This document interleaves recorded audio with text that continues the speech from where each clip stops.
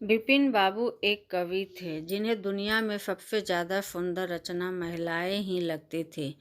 इनकी कविताओं में भी सिर्फ महिलाओं के रूप, सुंदरता और यौवन की ही तारीफ हुआ करती थी।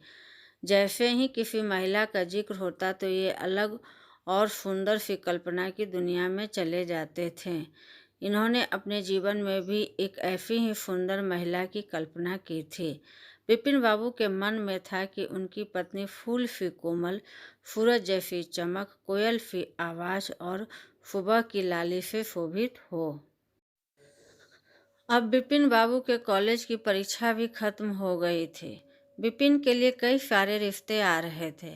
एक दिन बिपिन के मामा ने उसकी शादी भी तय कर दी। बिपिन का मन लड़की देखने को था। उसे देखना था कि जैसी पत्नी की वो कल्पना करता है वो वैसी है या नहीं। बिपिन ने मामा से अपनी होने वाली पत्नी को देखने का निवेदन दिया, लेकिन मामा ने उसे कहा कि वो बहुत ही सुंदर है, उन्होंने उसे खुद देखा है। मामा की बातों पे भरोसा करके बिपिन ने भी शादी के लिए हाँ कर दी। शादी का दिन भी आ गया। मंडप के पास बैठा बिपिन अपनी पत्नी को देखने के लिए उतावला था। होने वाली पत्नी को उसने गहनों से सजा हुआ देखा। चेहरे पर घूंघट, हाथों और पैरों की सुंदर उंगलियां को देखकर उसके मन को थोड़ी राहत मिली। दूसरे दिन विदाई के बाद जैसे ही डोली बिपिन के घर पहुंची तो वह तुरंत अपनी पत्नी को देखने के लिए दौड़ा। तब उसकी पत्नी पालकी से बाहर घूंघट उठाकर देख रही थी। जैसे ही बिपिन की निगाहें उस पर पड़ी उसे बहुत दुख हुआ। बिपिन ने जैसी पत्नी कोई सपने देखे थे वो बिल्कुल भी वैसी नहीं थी। चौड़ा सा मुंह, चपटी नाक, फूले से गाल बिपिन को बिल्कुल पसंद नहीं आए।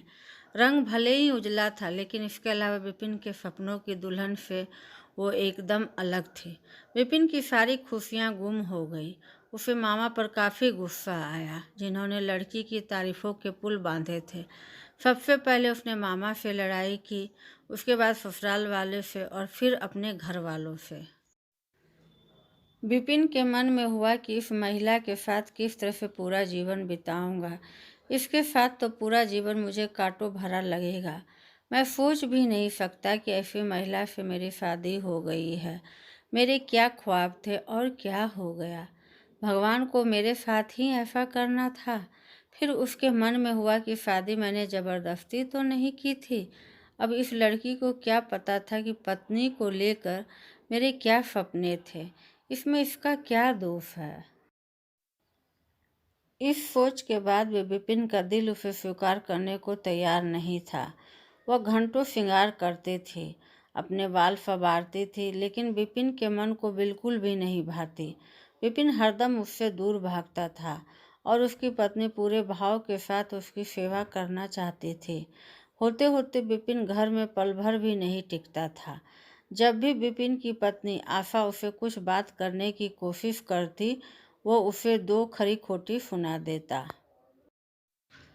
बिपिन रोज दोस्तों के साथ बाहर जाता और पत्नी घर में उसका इंतजार करती रह जाती।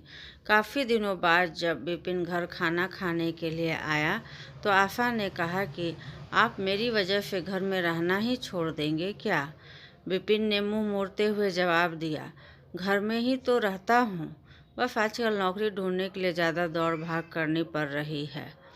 आशा ने कहा, मैं खूब जानती हूँ कि आप घर में क्यों नहीं टिकते हैं। आप किसी डॉक्टर से बात करके मेरा चेहरा वैसा ही क्यों नहीं बना देते जैसा आप चाहते हैं।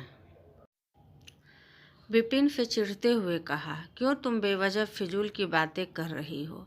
तुम्हें यहाँ आने के लिए किसने कहा। उसकी पत्नी ने पूछा, जब आपको किसी चीज़ से परेशानी है तो इसका इलाज भी करना होगा ना। बिपिन बोला, भगवान जिस काम को नहीं कर पाया उसे मैं कैसे कर दूंगा। गुस्से में आशा कहने लगी, इसके बारे में आपको सोचना चाहिए कि भगवान ने जो किया है उसके लिए मुझे सज़ा क्यों मिले। हर तरह की सूरत वाले लोग दुनिया में हैं, लेकिन उसके पति ऐसा व्यवहार उनसे नहीं करते। बिपिन ने झल्लाते हुए जवाब दिया कि क्या मैं तुमसे कोई गलत व्यवहार करता हूँ। क्या कभी मैंने तुमसे लड़ाई की है। तुम ही मेरे सामने आकर मुझसे बहस करने लगती हो। ये सब सुनकर आशा वापस चली गई।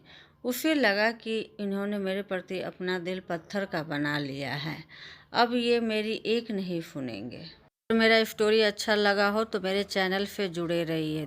वीडियो देखने के लिए धन्यवाद।